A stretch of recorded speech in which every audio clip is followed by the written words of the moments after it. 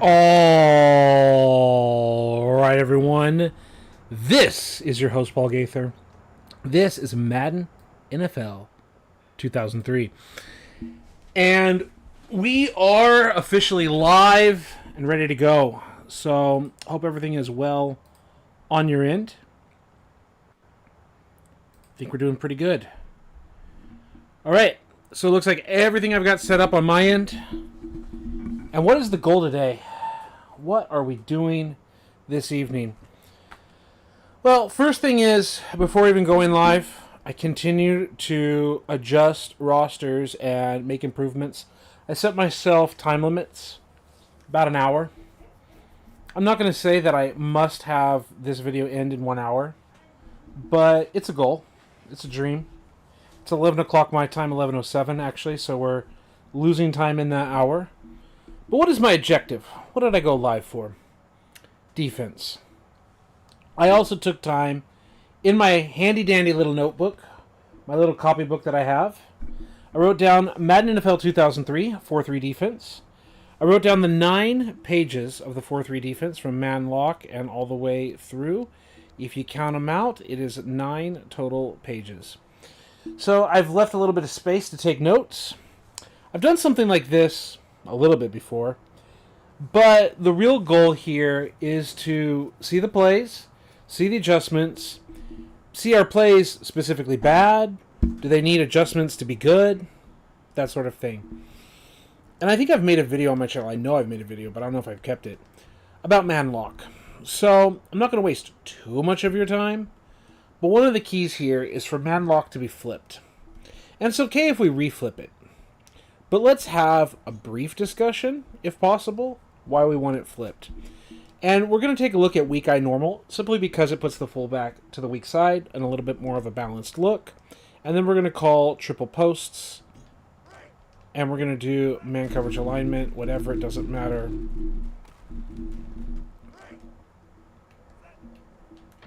And now I've made pre-snap adjustments. So without any adjustments, right now, we know that this play has our safety here, the weak side safety going to the middle of the field, and our strong safety in man coverage. So before we make a single adjustment, we're just going to look at the math of the field. 5 offensive linemen, so 2 to the left, 2 to the right. They have a fullback to the left, a tight end to the right, so they're balanced. I formation, the quarterback, the running back, everything's balanced. Wide receiver on each side, completely balanced, right? So if that's balanced, then we have the middle linebacker zeroing out the center. We've got 3 defenders of the front 7 to the left, 3 defenders to the front 7 to the right. So that's also completely balanced. Safeties on each side, corners on each side without a single adjustment. We're also allegedly completely balanced. I say allegedly because when the play actually is executed, what do we end up seeing is we bail from this side of the field and we are not in run support. Like if there's any weak side run, we're actually kind of -1 in the game. And we do not have any kind of 2-over-1 officially here if they're going down the field, right? So we are kind of stopping post routes, and this play just happens to be posts that we're using because we're going to the middle of the field.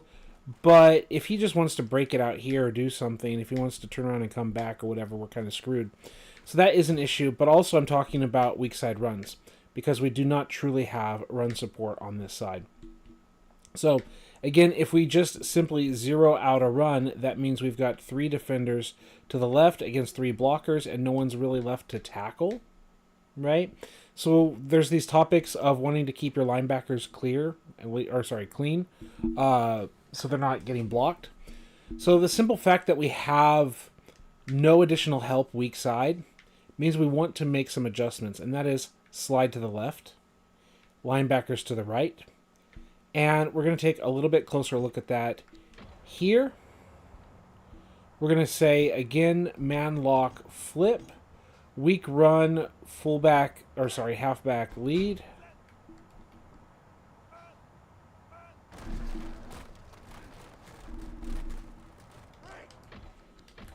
And that's why we're having our shift. And this shift is Normal for our San Diego Chargers team that we had when we streamed last night. Our nose tackle, our 2 defensive ends in the 3-4. We have our 2 middle linebackers off the ball in the 3-4. I know it's a 4-3 defense, but that's functionally it. And our outside linebacker, hand in the dirt, and our other outside linebacker here. So we kind of basically have 5 on the line of scrimmage. He doesn't have his hand down, but it's 5 on the line of scrimmage. And then 2 up. So now we have the nose tackle zeroing out. And we have 2 down linemen with an overhang against the edge against these 2 players. So not only should we be able to get upfield and try to prevent any run that's going to the left side from getting to the edge, that's an overhang on 72, which causes 92 to be an overhang on 64. So we're able to bend things back. We're able to keep those linemen from getting to Junior Seau. So Seau is able to fill gaps as needed, get around the edge, cutting off the fullback, especially allowing our middle linebacker, then who's at a little bit of a disadvantaged position because he's to the left of the running back. But basically, if we're cutting off and we're walling off and we're sealing the edge and we're forcing things back inside, that's where our middle linebacker doesn't have to go all the way to the sidelines, though he has the ability to if needed. But he can also just fill in this gap here, right?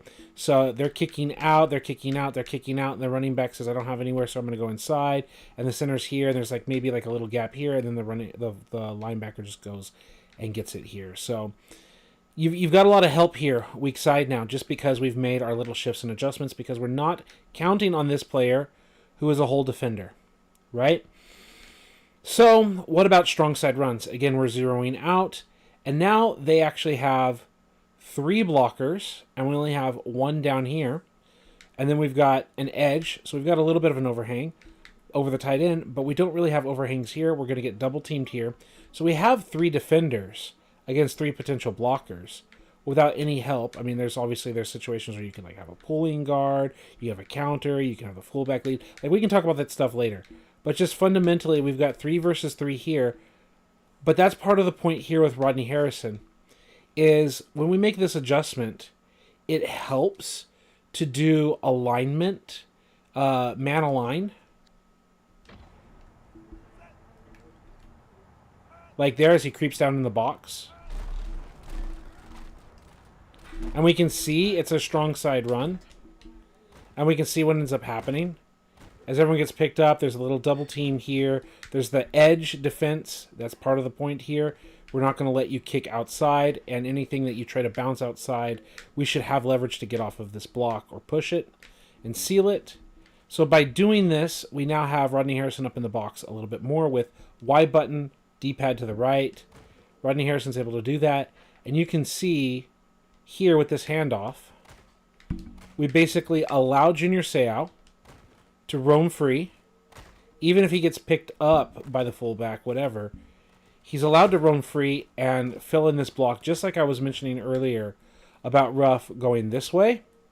Seau is able to be clean with all linemen here and get in and do something. Regardless if it's Hall of Famer Junior Seau or not, we're giving our linebacker freedom to just flow and run. No matter what happens here, let's say 63 gets the block, right? They do the double team, they pick it up. Okay, they do the double team and pick it up. Well, in that case, that lets both 56 and 37 here. That lets Ruff and Harrison take care of these little gaps. So we're still taken care of because it is 1, 2, 3, 4 with Harrison in that run support, because he also is the one in man coverage. So let's also take a look at the man coverage assignments here. So you can see Harrison is the one in man coverage on the tight end, and we're blitzing with Donnie Edwards, right? So that's another issue as well. Like, he is not worried about coverage. He is that 5th man, the 1, 2, 3, 4 on the line. So we're basically sending the equivalent of both outside linebackers, the 1, 2, 3, and then here and here, sending both outside linebackers in a 3, 4, if you will. So Rodney Harrison is in man coverage, Ruff is in man coverage, and Seau is in man coverage against the 3 targets out there. And then we've got one-on-one across the board with a middle hole defender, right? And so again, we can see how the play plays out. as we take care of business. And now they're in motion. So here, here, here. I'm pre-snap setting up. Now, what I would like to do is potentially just click pinch the defensive line when they move the fullback over like that, because now they're trying to get +1 here. So that's the idea. And again, they went from a balanced front to a +1 front. And even though they're going +1, he really should lead through the hole here, and he should go and pick up Rodney Harrison or Ruff, whatever the case may be, and the running back should be able to fall through that hole. Like, let's say we get this pop block here with Mark Edwards. We still have Rodney Harrison one-on-one. And then part of the conversation is, hey, running back should make the first guy miss, and if we get hats on hats, we should be good, and blah, blah, blah. There's like some theory in terms of the offense's perspective of how to deal with it, but that's also why I said we would then instead pinch the defensive line. So Marcus Wiley would just be a little bit here on the edge, and then we would be in a 2-eye technique, and we'd be pinched in a little more because we also don't have the fullback as an overhang as a threat. So we're just jumping a gap over inside. So that's going to help us as well. But there's also just like the awareness and the lead blocking that's an issue, and we still just like clog it all up anyway. There's the pinch, like I said. And it's exactly like we said how to play out. So with that pinch, you can see how the blocking scheme sets up.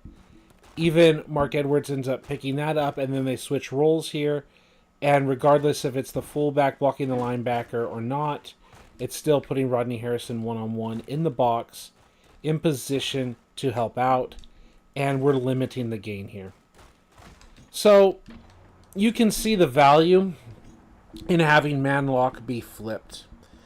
And I have a whole video going into it in greater detail. I think this is like a good summary version.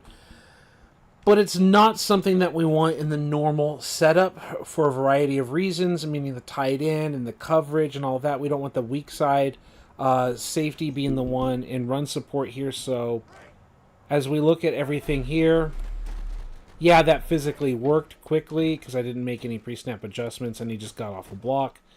But there are problems like we're not getting run support help off of this side. There's just a lot of issues, and we don't need to be like in man coverage from the safety position on the fullback up here.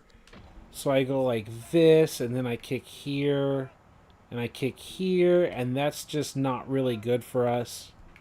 Let's pinch the line here. That's a perfect example as to why. Okay, not only does he get the play like that, okay, so like, okay, Junior Seau, he's getting that free rush. Got it, great. Even Seau can't get to the ball here without like anyone blocking him. And just because the way the run support is and the positions that they're using and the fact that he's not setting the edge, and there's just a variety of issues with the play here. So normally they set the tight end to the right side. So normally you want man lock to be flipped when they come out of the huddle. If you see the tight end to the left, you can then go audible and flip it back this way. And the other issue here, as I said, this is whenever we know as our defense that we want the defensive line, the 3-4 style defense, to be kicked to the left side. And I was playing with the 49ers. So let's also go here and do the same thing. And go game modes, practice, Patriots, 49ers. Another team that would go to the 3-4 defense in real life. And let's make a comparison here. All right. So, the defense. Yeah, I want to kick to the right, which means yes. Coaching strategies. I want, we'll just do that little change real quick here. And then we'll change with Carter here. And then we'll go and change Ram with Engelberger here. And then left outside linebacker, we'll go right outside linebacker. We will have, let's just say Winborn, because we want Ulbrich here. And then we really want Peterson here. And you can see there's a reason for that. So we'll do the same man lock play. We'll do the same weak run, halfback lead. Just let it get lined up first because we didn't even get to set it up. They just quick snap us. And we'll talk about this defense here. And we'll talk about the adjustments.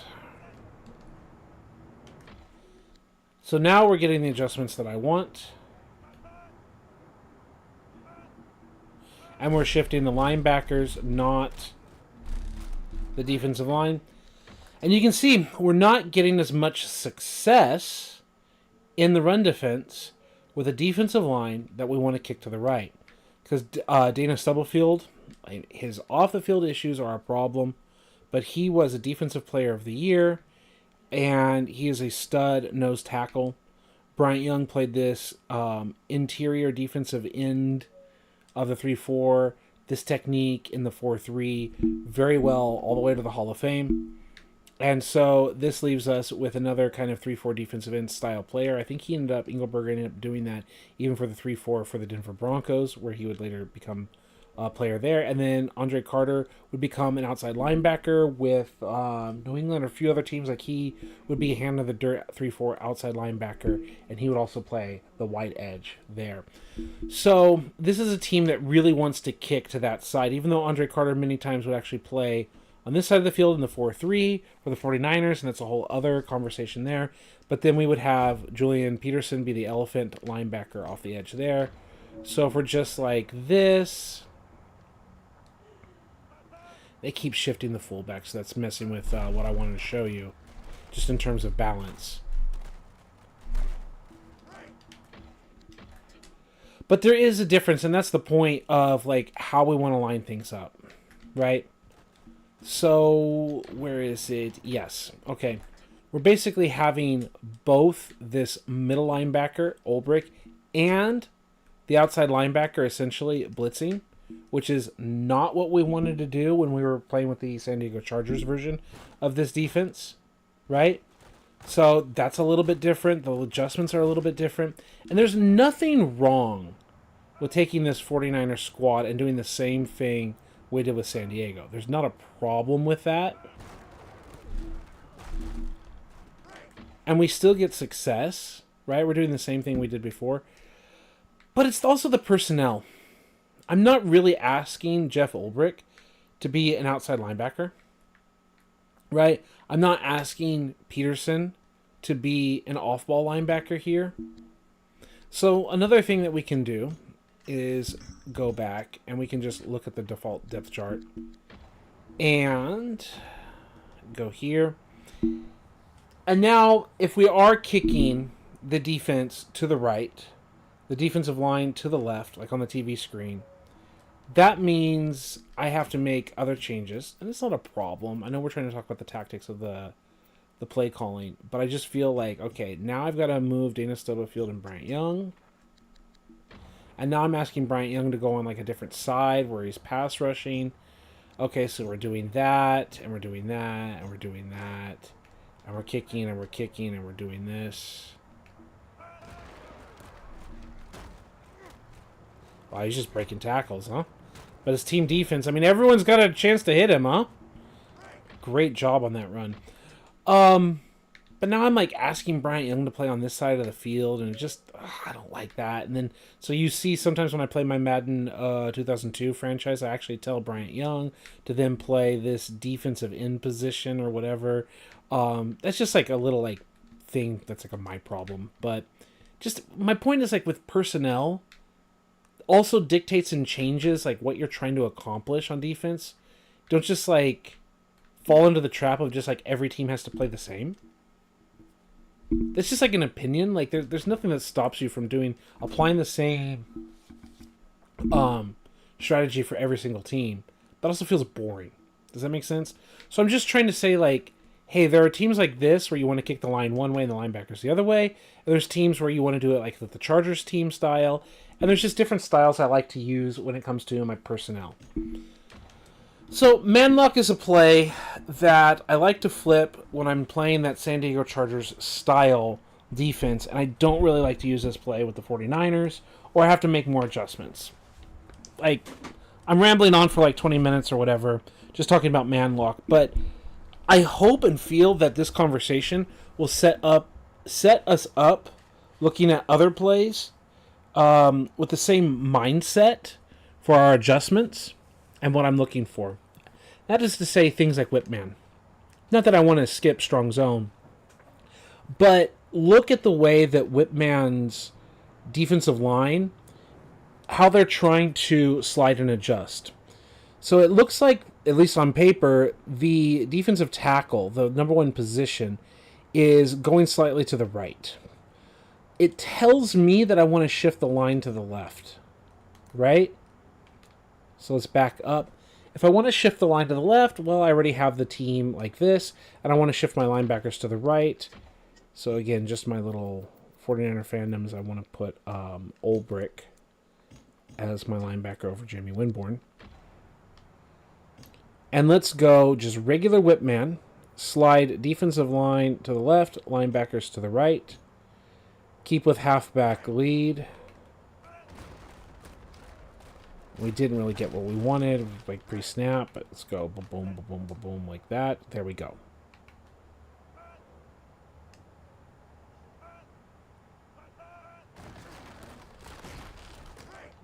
Now, we know that we want to talk about pass plays. That's specifically what we wanted to get to. So let's go triple posts. And let's look at the movement by the lineman. Well, Patton goes up and gets it, but what do we see on the line? Causing problems here, right? Super causing problems. Yeah, we're getting that edge pressure because they're getting picked up here. That's nice. Starts here, takes off slightly to the left, correct? We're on the hash mark, and he's a little bit left of the hash mark, and we're sending the blitz right here. And now we're just basically overloading this side. That's pretty good. Goes from the nose position. Leaves, but doesn't have to go too wide. He's just kind of stunting around. What I don't like is Derek Smith getting caught. What if I leave the linebackers like this?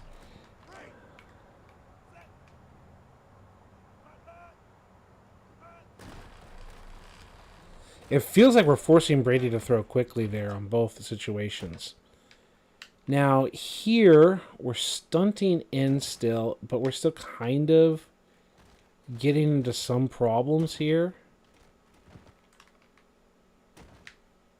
Now we're shooting the gap here, asking the fullback to take it at this position. That's interesting.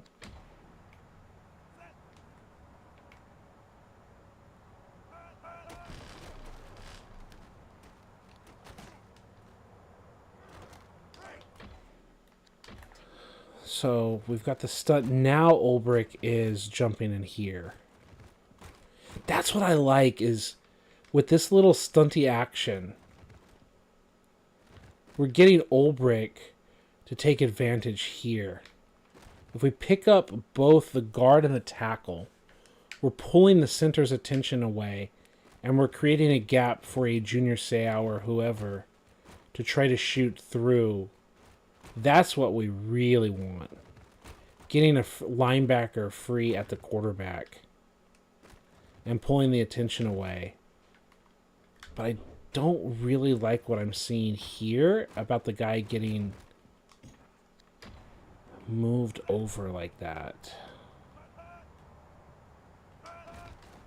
Wow, that just messed up everything. I'm just trying to make adjustments.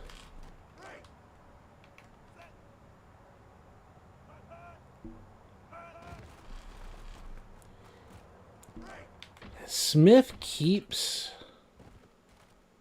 running into his own guy.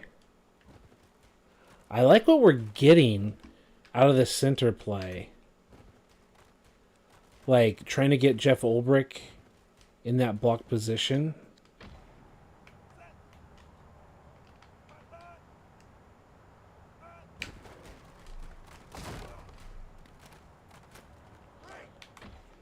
I find it fascinating watching this. We're getting Ulbrich free. We're forcing Brady to move.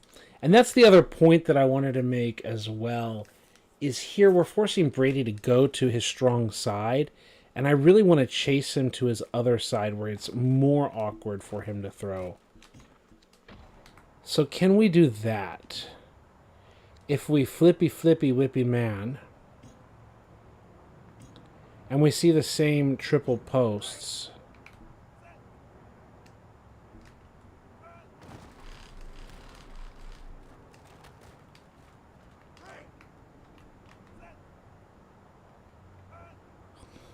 yeah. I don't know if we're getting what we like here because of the coverages.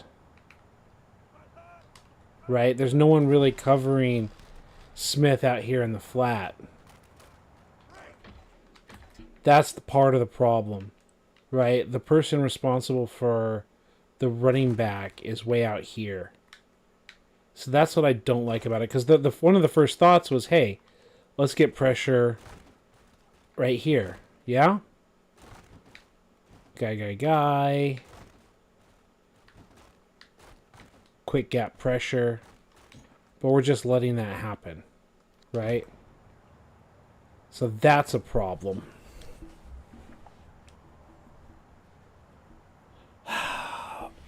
Maybe use Whipman to attack left-handed quarterbacks. But just a raw flip. Just the math on paper is problematic, right? Because the math on paper literally says the strong safety and the corner are the only ones in man coverage to the right side of the field, and they have a tight end, a wide receiver, and the potential of the running back all to run routes to the right-hand side, so we're literally -1 in that coverage, so it's just not an option to flip like that, unless literally the tight end is flipped to that other side as well. So I guess Whip Man can be an interesting play if the computer is coming out with tight end left, like the computer is coming flipped, and we can send it against a right-handed quarterback. Let's maybe look at doing that, shall we? So they flip it triple posts like that.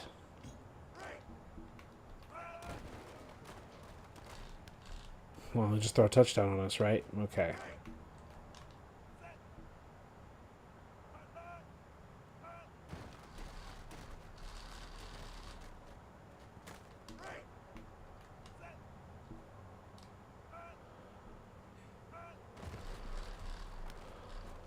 I mean, regardless of the fact that Brady is like making some excellent passes, I really liked how a play ago he was actually like freaking out, right?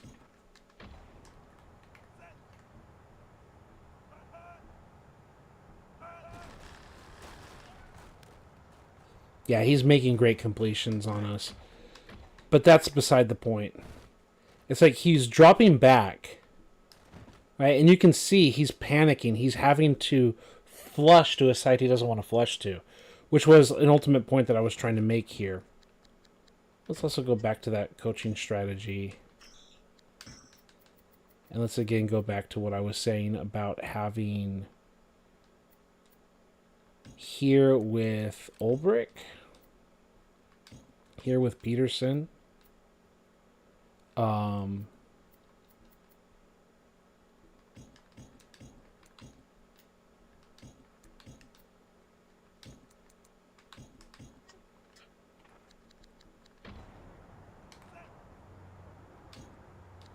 Flippy whippy, triple posts.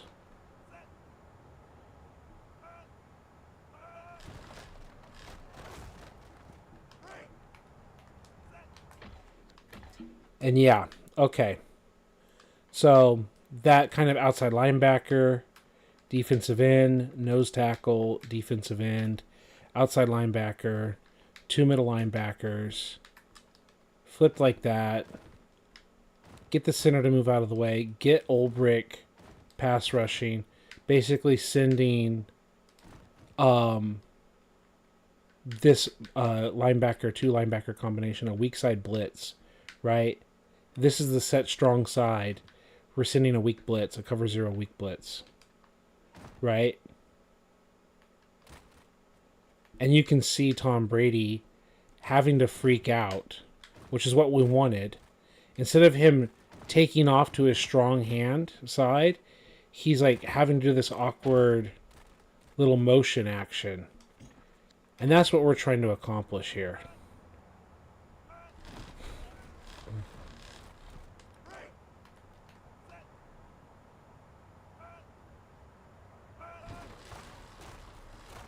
Yeah. So I think that is a very important note to make, that if you're playing against a right-handed quarterback, I think we want whip man to potentially be an audible call. So we go to coaching strategies, defensive audibles. I think that B button call, is there like a flip play? There it is, like that. You have to flip it like that. So you come out of the huddle with whatever huddle call you have, and you set this up so that you know tight end offensive strength is to the left. You're keying that as they're breaking the huddle, and you audible to this whip man. I think that's cool. I think I'm going to make a little note in my little copybook right now. I'm going to put colon after whip man, and I'm going to write down audible. Then the capital letter B. Then I'm going to say it's flipped. Strong left.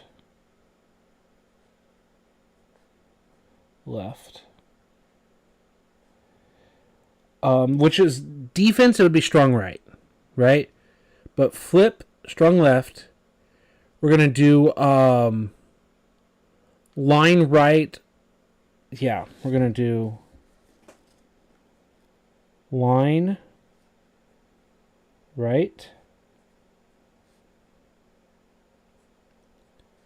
Capital L, capital B, linebackers left.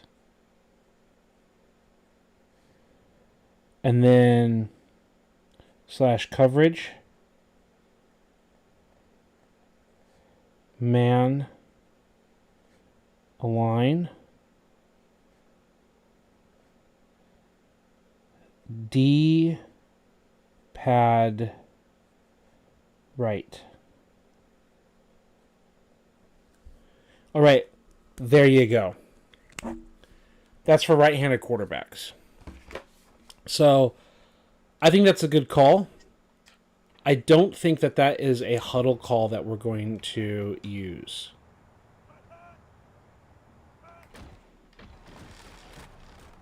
Yeah, look how he panics. Look how hard he panics. He's just freaking out. And we're not using like nano blitzing or anything. We're just causing him to lose his damn mind out there, where he was just gutting us the other way. So, SD Chargers fan, let's go. It's SD Chargers 93. It says, hey man, I played some Madden 05 and did your trick with no turbo 24/7, and man, it was a different game altogether. I hope in a good way. Actually had a close game with NFL Europe, but didn't adjust sliders. I hope it was like a different game in a good way. I hope it felt nice to throw the jukes, throw the spins, read the blocks, and have a good time. And I hope you didn't feel like, oh, they were just too fast for my running back or whatever. My running back felt sluggish or whatever. I think it changes the game. It changes the feel. Just stay off of it. Just use his natural acceleration, agility, use his natural stamina and everything. And the All-Pro, because, again, I feel the All-Madden, the computer has, like, the auto catch-up or whatever. Yeah, in a good way. Great. You were asking me if I had any nanos. I don't consider this a nano. I'm not even looking for nanos. But this is, like, the way I practice and, like, try to look at things. What can we do with standard adjustments and standard setups? And this tells me, especially with this 49ers type team, I don't know when you came in, that like with the Chargers, we want to kick the line to the left and the linebackers to the right. I think this like little whip man is like something we keep in our back pocket, right? When we see that they come out tight into the left, we're just gonna go quick boom to whip man. So like let's say we go strong zone, and they come out with triple posts or whatever, and we're like, oh, they're gonna go like that, and I made the audible adjustment, right? He freaks the hell out. Yeah, like we see as soon as they break the huddle where the tight end is breaking. So that's when we quick, like it's a quick call. Linebackers like a kill. From the defense's perspective, we break the huddle and we're going strong right. Hey, Witcher, whatever word you want to use. I'm just coming up with stuff off the top of my head, like codes that we use. But you want to use any kind of code to say, hey, we're setting this up. We're getting the look that we want. And man, the quarterback that normally looks poised, it sounds silly like, oh, Paul, who cares if the blitz is coming from the right side or left side? I want to chase right-handed quarterbacks to their left. And in real life football, be it Brock Purdy or other quarterbacks, when you've got a right-handed quarterback who can move to the left very well, it stands out. Right? It really does stand out. And boy, he just loses his marbles back there. And even when he gets rid of it to not be sacked, it's like, that's huge. That's a good thing. 2 more comments. It says, oh yeah, for sure. Can't wait to dive into more. Definitely showing a good part of the game. Also, it looks like a good nano. Yeah, like to me, nano is always like a negative terminology, like, you know, getting instant pressure or cheating the AI or something. I feel that this is a natural play because I'm not doing any special setups, and he can complete those passes, right? But it's just a natural, real life preset call that we make. Because the other thing, when I've heard the word nano, I'm 40. I know. I think you said like you're 32-ish or whatever.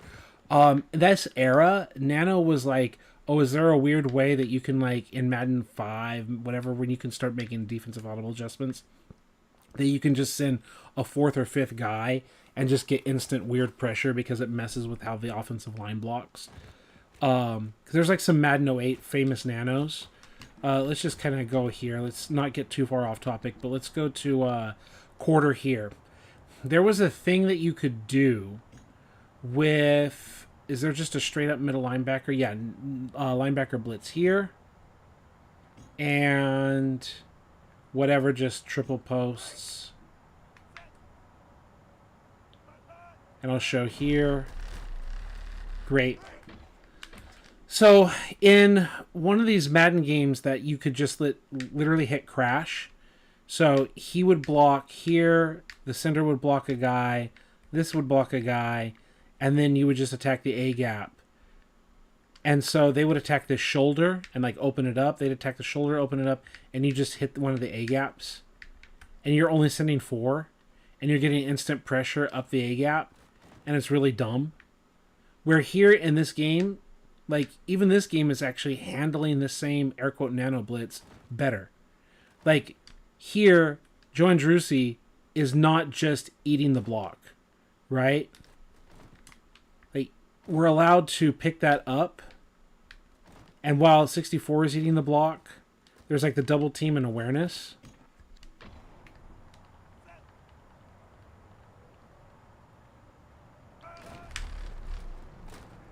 Yeah. You can see, like, okay, I hit the jump button, but the point is, one of the 2 guards is ready to slide. And especially the one to this side. But in Madden 08 on the original on the 360, you would just get instant pressure all the time. That would be a nano. Right? And that's why nanos like have like a dirty feeling to them as a name. But in terms of just like a natural in-game design blitz that's working, I like ourselves a little whippy man here. Strong zone. Let's talk about it. I don't think it's going to take too long. We can talk about it on paper first. Run support. What I've constantly talked about, using all 11 of your players in run support. You have both safeties covering deep, so you do not have safety run support at all. So how are we getting run support from the corner position as a force defender? He's going to have to act as that 8th man, that corner position, which kind of sucks for us. So if he's going to have to act as the 8th man, that means we're most likely kicking the linebackers to the left, defensive line to the right. So that means we're going to want to flip it like this. So it's the weak side corner that's going to be the weak side run force. So that means if we go strong zone, weak eye, do they have like any kind of pitch the other direction? No, they don't. Okay, they've got halfback lead toss, a weak lead toss. So we're going to call that linebackers here, defensive line there. I didn't even get a chance to adjust it, so I mean, like, it physically worked, but that's a whole other issue. Let's actually go boom, boom, and look at that play. And now we're flipping it.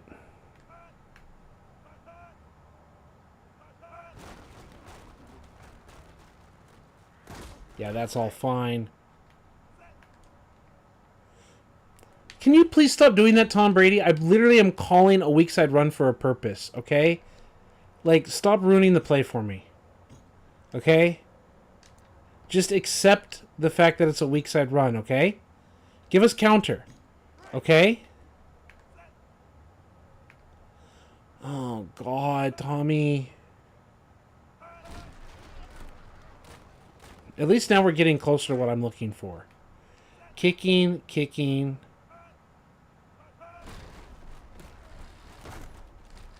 Yeah, you broke tackles, whatever. It's broken tackles, broken tackle.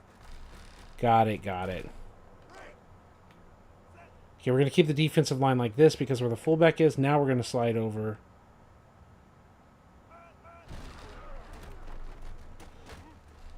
And then we're meeting him. Okay, now I get finally a good look. Okay. With our good look.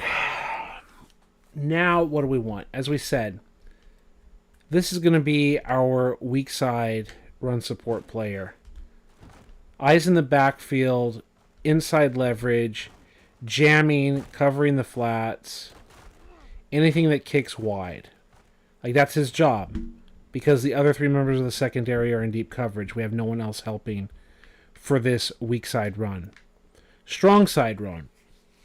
We have here, here, here.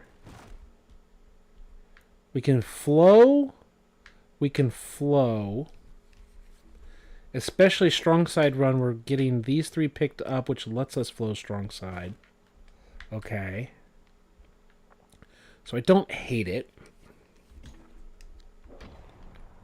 Still think we just want to keep the D-line as is.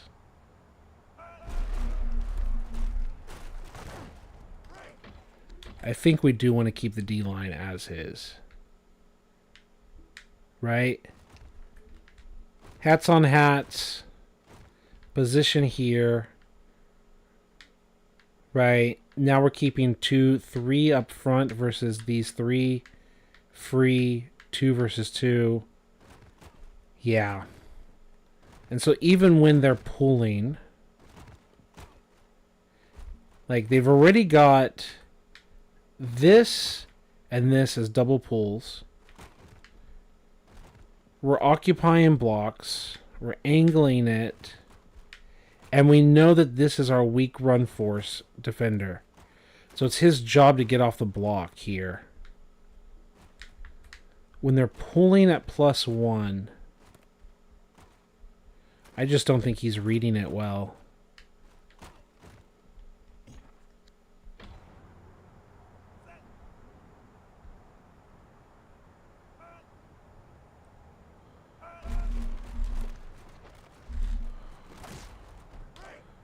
I was just thinking to myself, what if I left everything standard 4-3 front? Because he's getting concrete shoes. Even the 3 down here with the double pullers, this is going to potentially get up to the safety. This is going to handle business inside. Oh, it's rough. Where are the settings?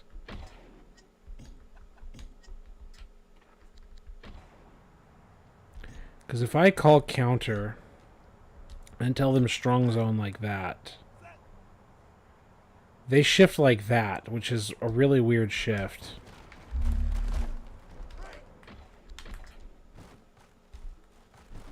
Yeah, that's the thing. We're just having like an angle problem. Like he's not wanting to pick it up.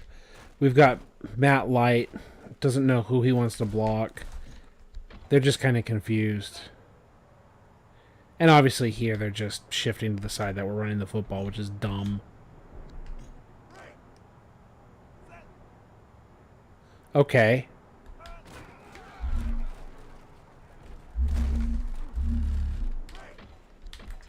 I'm just trying to see what it does to us. Because if I have these double pullers in just traditional football, like that's a good thing you want to see as a running back. You got 2 pullers leading the way, kicking out with a chance to either go inside or outside, how you want to read it. You usually want to be inside him and like you want to be between the 2. What I don't like is they scissor and cross like this.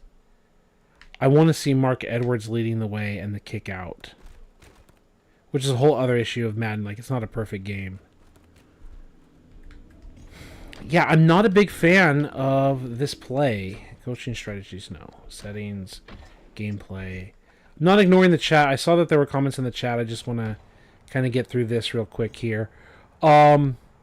Strong zone, I just don't like it in terms of a balance of run defense.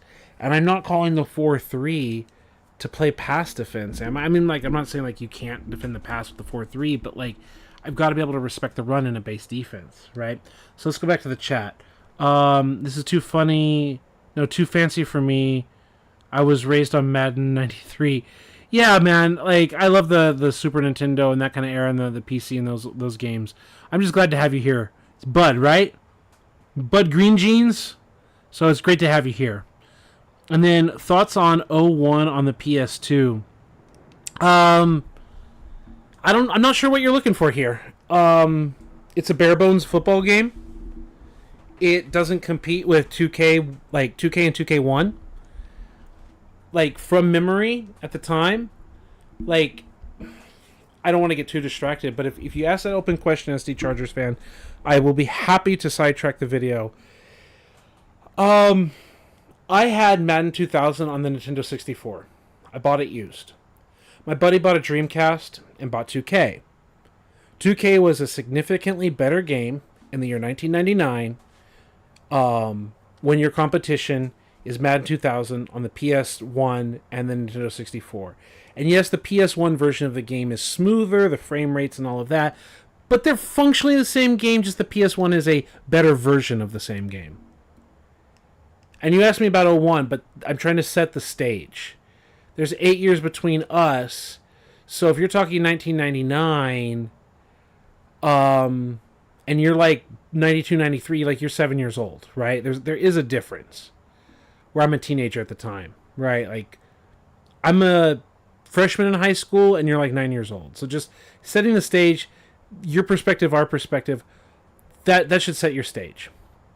So when you get to the next year, the year 2000 for Madden 01 on the PlayStation 2, the graphics are a huge increase. They're not significantly dissimilar from what we're playing right now, and we love the way it looks right now. However, you do see the improvements from 01 to 02 and 02 to 03. There are little improvements, but they're a lot of little improvements, if that makes any sense. It's like little tiny like drops all over the place that sprinkles it out.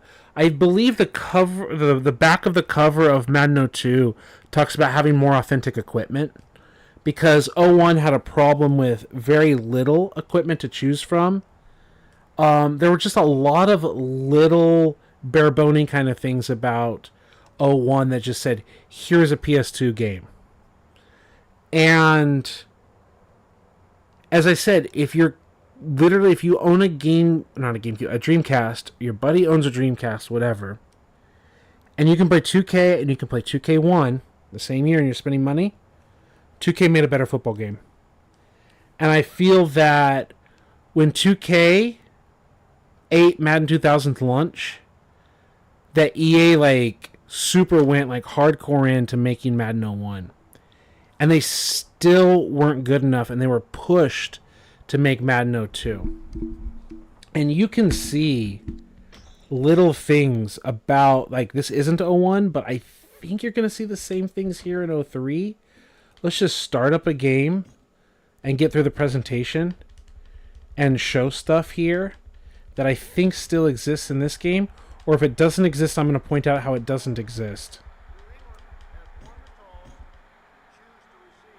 Yeah, I think this game is the first game to change it. As I look around the stadium. Yeah. What I'm talking about, you'll see in a second.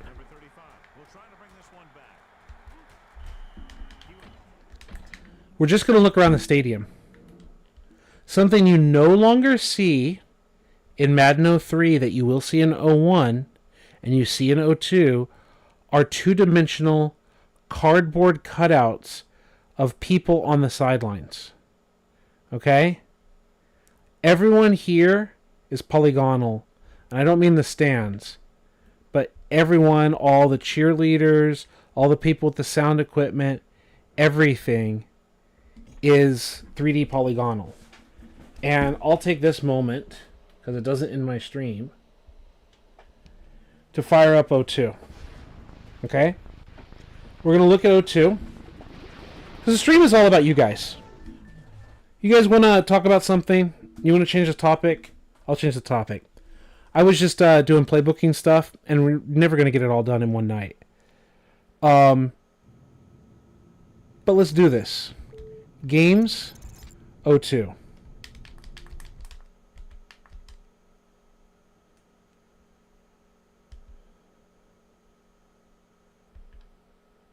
Come on. There we go. Fires up.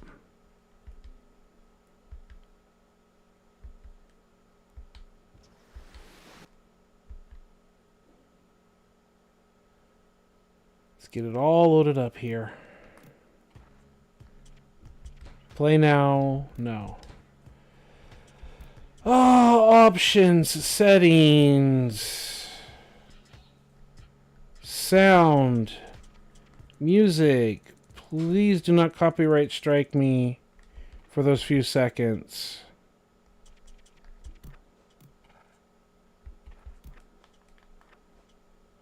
Because they like to hit us. Especially that song, Mathematics, without the lyrics or anything. They love to hit us with all kinds of songs. That wasn't Mathematics, but like they love to hit us on all those songs. I love the music, but I literally cannot get copyright strikes on my channel. So, exhibition. And let's just do same thing, Patriots. And Rams.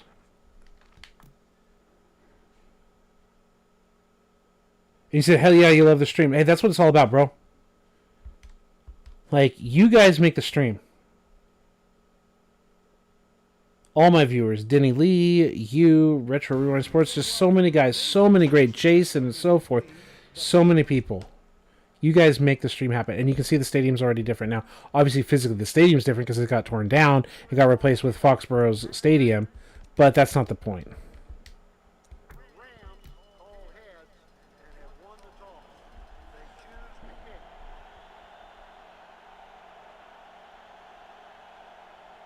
So there are no settings that I've really adjusted here. Like at all. I haven't messed with '02 since my original Xbox crashed.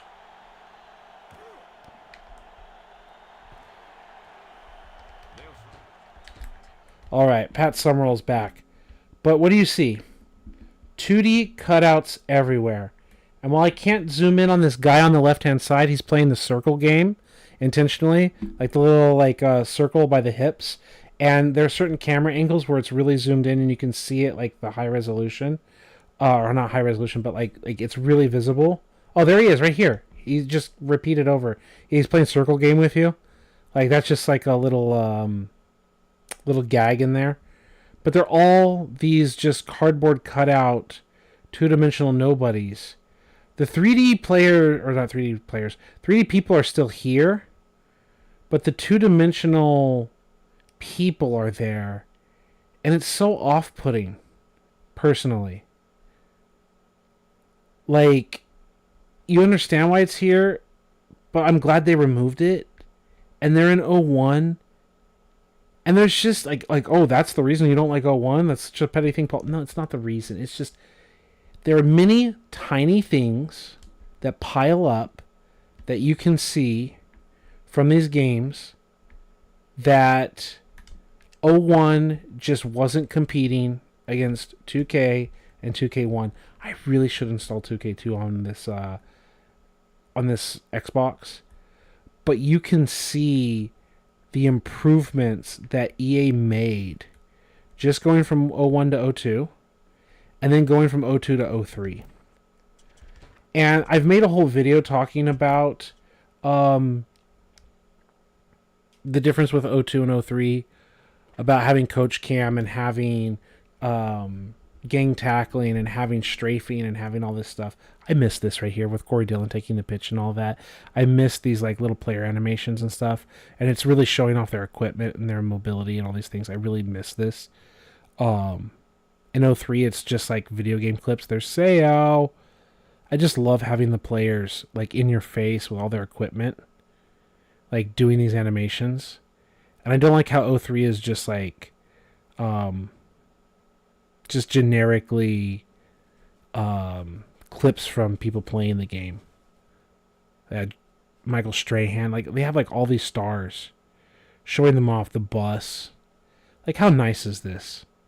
And then when you get to listen to the music, Ricky Waters, like it just feels hype, right? Woodson as a defender.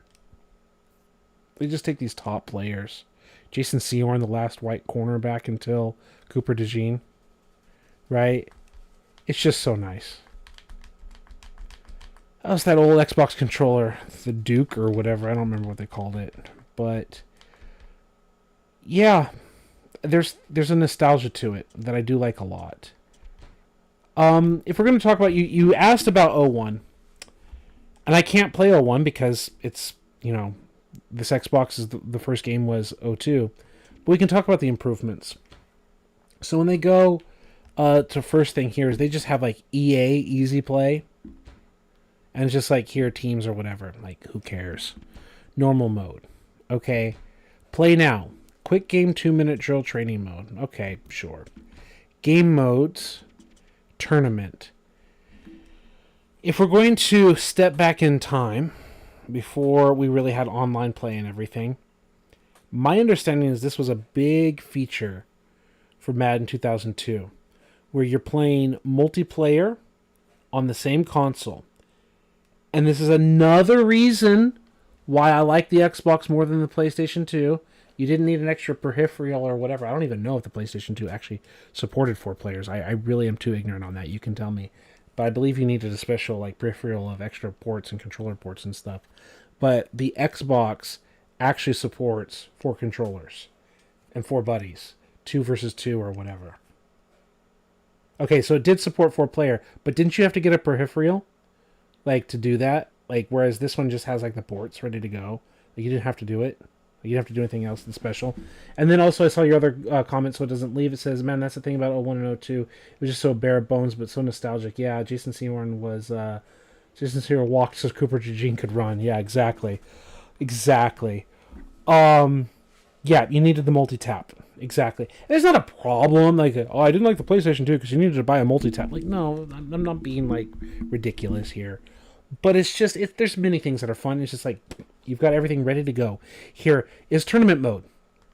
Number of players, how you want to set it up, like all on one system. Do you want fantasy drafts on or off? How many people? What teams do you want? Like, you can set up all this tournament information. The custom league, I believe, was another feature for O2, but it was really the big deal was tournaments. So that you could host tournaments at your house, and people that hosted tournaments in convention centers or gaming locations or whatever could literally go in, and especially again on the Xbox, not have to worry about memory cards or anything because it's straight on the hard drive, is you could run these tournaments. But memory cards are fine too. But you could run tournaments and save them and play them over the course of days or whatever you needed to do, especially the multi-elimination, like double elimination 16 teams, like how long that would take to play out, right? But that was supposed to be a big time feature, the couch co-op and all of that. Does it matter now? Do we long for that anymore? Not really. The custom league, that was the other thing. That was the big thing. It's like it's a tournament plus. So the number of teams, round robin, double round robin, how many playoff teams there could be. So after you have like the league, fantasy draft on, and we're going to continue, and we're going to start the fantasy draft, and we're going to press it, and we're going to simulate the entire draft of these 16 teams. And like this was supposed to be a big deal for multiplayer couch co-op. You got your 4 buddies. You're going to play Ninja Turtles Arcade or whatever. You're going to play Madden. You're going to play your different games with your buddies. You're literally back in the day that you're like college guys or whatever. And you're going to have the weekend. You're going to have study and you're going to have pizza and beer and Madden. Right? Like all Saturday and Sunday. Right? That's something that we definitely miss about current Maddens. Is that gathering together, and now everyone just sits in their own dorm room, or you're like, who's in a dorm now? I mean, like college kids are, but it's like you get the idea. Like the experience is just dead and gone, right? So team schedule, and now you're talking like, look at that, 30 games, right? This is just the bare schedule, right? Whatever team you are, like. Hey, I got the Niners, we got our memory card, we got our hard drive. I've got 30 games, and then we're going to cut from 16 teams. Like, this is the biggest, largest way that you could possibly play it. We got 30 games, we're going to cut from 16 down to 8, and then we're going to have a playoff. Like, that's insane. And then you can have any way you manage the league beyond that. You can just forfeit the game, just auto loss. Like, he didn't show up on time to play his game, so he forfeits. And we move forward. How epic is that? Let's look how the draft came out. Just for fun. The league. I mean, it doesn't matter what team they're on because it didn't have all 32 teams. Right? Not all 32 teams play. Like, half the league doesn't exist right now. But it's just kind of interesting. Let's pick some teams and see when you cut half the league out and you've got all the best players distributed amongst half the available teams. What does a given team look like? Right? Jeff Blake. All the quarterbacks in the league and you ended up with Jeff Blake? Are you kidding me? All the quarterbacks in the league and you ended up with Jeff Blake. Wow.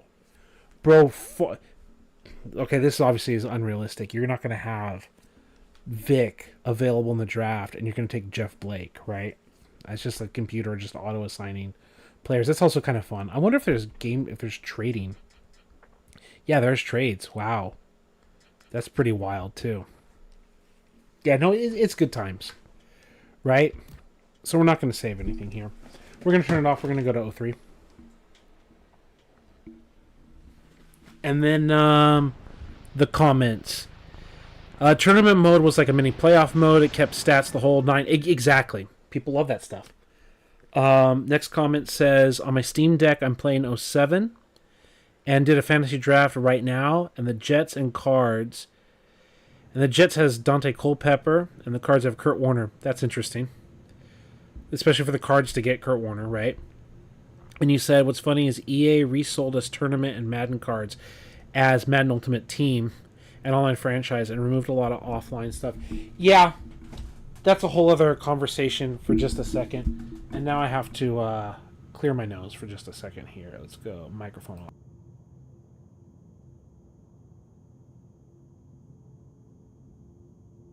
Okay. Yeah. Let's set up the game and go back to the comments. 03. Let's fire this sucker up. And let's see if my ability to save will have the music off. That's going to be a thing I'm going to be testing right now. And get back to your comments while we do that. Yeah, you talked about Madden Ultimate Team online franchise, removing a lot of online stuff. Yeah. That conversation. I don't have evidence to prove the following is true, but I have the vaguest of memories that either 08 or 09, one of those two games, if not both games, had DLC on the Xbox 360 of extra uniforms. And everyone talks about Oblivion's horse armor being like the problem of DLC and microtransactions and all of that. And rightfully so. Madden's not the one that ruined it. But while Oblivion had horse armor, EA was trying to milk you for extra uniforms. And I think stadiums, that used to be Madden cards as stadiums. And I say that as a precursor to the conversation that Ian Cummings on Operation Sports was talking about, like, hey, you know, the executives want ways to make money through microtransactions, through purchases or whatever. Like, EA the suits, like, hey, how can we milk the fan base? And it's like, and Ian was kind of like, there really isn't a way to sell stuff. And now, it's not my idea. Do not blame me for Ultimate Team. I believe FIFA had Ultimate Team the year before this even happened. But I was among other people that, like, wrote, like, why don't you just sell packs of cards? You had, like, why don't you... I basically wrote a comment of the equivalent of, like, Madden Ultimate Team. I'm like, why don't you guys just do that? Like, people like to collect cards and upgrade their players and stuff. If you got to make money, like, and you're trying to use that as, like, a way to have revenue to, or whatever, for the budget to improve the game, then, like, why don't you do that? Like, no one's going to buy alternate uniforms. Why don't you just say the equivalent of selling Madden cards, but they actually represent players and contracts and all that stuff? And again, it's not an original idea that I had, and it's like, I don't play FIFA, but my understanding is it existed in FIFA the year before that. And that was part of the conversation. It's like, FIFA's already doing it. Like, you already have this in-house. Like I kind of had that attitude of, like, Ian, like, why are we even having this conversation? Because, like, you guys have this idea in-house. Why don't you just apply it to your game, too? And unfortunately, they didn't use it to refunnel money into development being the better game. They just said, now we don't have to develop the better game because we're just going to sell Madden cards. Oh, yeah. So anyway, you said you're making me want to play some O2 now. I'll tell you, man. Please go watch the video comparing O2 and O3. But trust me, you don't want to physically play O2. You really don't want to physically play O2. Game modes, practice, and I'm going to show you why. Like, let's go Chargers, Patriots, just for the fun of it. I started here with these retro uniforms, so let's go with they're not really powder blue because they're all white, but let's go with these powder blue away alternates. And let's go to the same play we were looking at, strong zone. And let's run the ball. Do they have like a counter weak side? Great. Hey, look, I can look at the coach's cam. I can look at the coach's cam. You can't do that in O2. Doesn't exist. Hey, let me pinch the defensive line in just a second here. Let me pinch the defensive line and pitch the linebackers. You can't do that in O2. Let me spread the defensive line and spread the linebackers. You can't do that in O2. Like, they're little things, but you can't do it. Okay? And then let's control the middle linebacker. No, let's control Rodney Harrison. And I'm just going to strafe. Doesn't even matter about making the play. Just look at this. Look at me strafing. Look at me strafe. Strafing. You can't do that in O2. Okay? Like, you just can't. And I showed you last night when we went live that there were gang tackling. There were gang tackle animations. That's what I want to say. There was gang tackling. There were gang tackling animations. Doesn't exist. So, is O2 nostalgic? Yes. But, like, the other half of the ball, the defensive half of the ball, is just like, I wouldn't call it completely unplayable, but the quality of life features or whatever, the functionality, is very different. And O2 doesn't have a good inside run game. Like, and the outside run game is too powerful? Because I was also talking in last night's video about the pursuit and the reactions. So, I think here with O2, I don't have any settings adjustments other than music, which we're going to see if it works. Let's rush through it. Like, I love this game for nostalgia. This is a fun game to put on and have computer versus computer play and just watching computer versus computer play.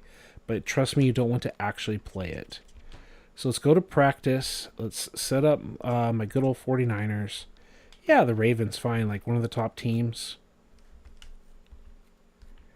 I don't know what difficulties were set at, like pro or whatever.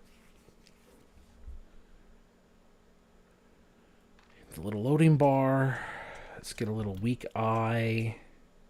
Weak eye power toss. Okay. And then they're just going to call something like 2-man under, whatever.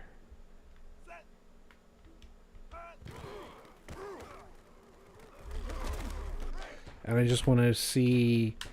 Come on. Yeah. They get severe concrete shoes. Like, literally, look how slow it is. Just the little side step. Like, they get super stuck and concrete shoes and delay in terms of watching the play happen. Now, I know he has to respect, like, certain aspects of the play, but they're, like, incredibly slow at the safety position and everywhere to react. Like, watch that. Like, this is full speed. Press A. Like, that matters. First step explosiveness is super important in all of football, and especially at the NFL level. Right? And so, there's a lot of problems with the outside run. And here, that's just like a fast player, and we didn't get a good block. But so often, and now see the Ravens just beat us up. What are our settings set at? They're at pro. Okay, in the past, this has been like kind of a money play of sorts, so I'm kind of surprised it's not a money play right now. Yeah, getting those like two guys blasted. A lot of times when I've played, they just pick up these blocks. He leads the way. He picks up this block. Everyone is super slow. Just slow as molasses. And you end up just taking it off for like big runs. But also when you watch the computer play, like it's really trash. And the inside run game is like super trash as well.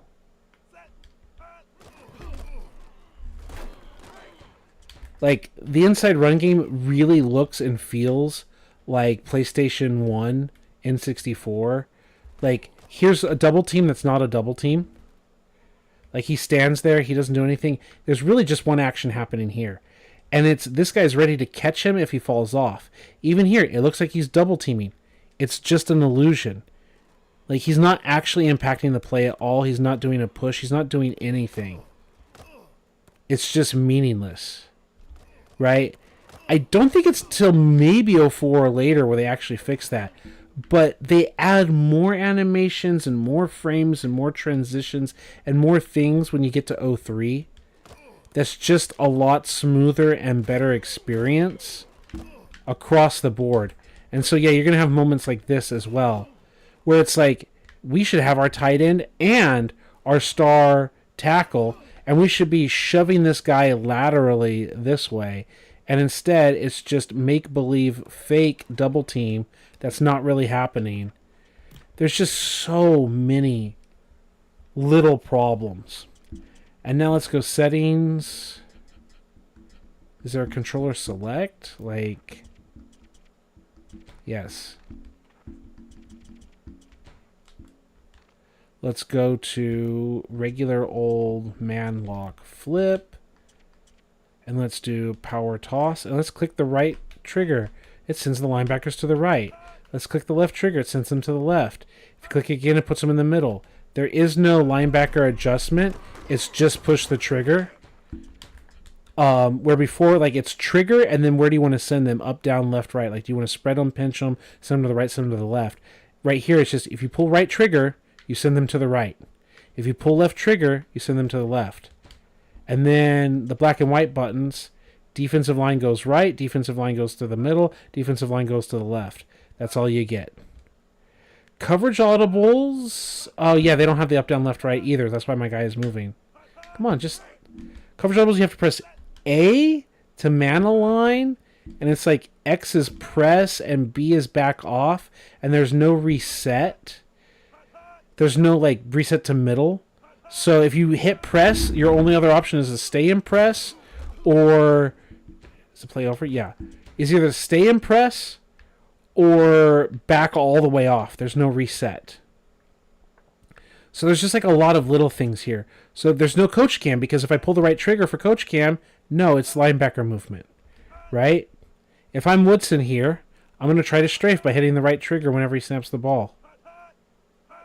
I'm holding the right trigger. No, he's swatting. Like, the strafe doesn't exist as an ability. So you can't even do, like, regular football pursuit movements.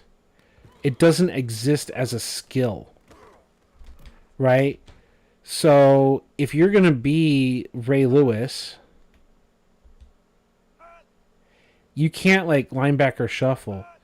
I have to do, like, a weird little, like, half movement at the snap. No, it doesn't even have the animation. And I missed him. I came up a little short and I wasn't hitting sprint. But you literally have to overcommit your hips.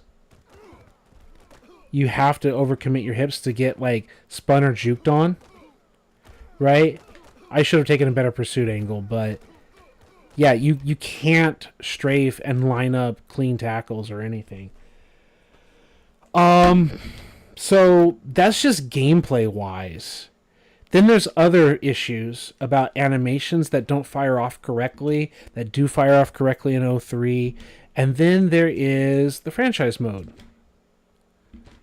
So let's go Chargers, just for the fun of it. Oh, yeah, and you also don't have Marty Schottenheimer as your coach.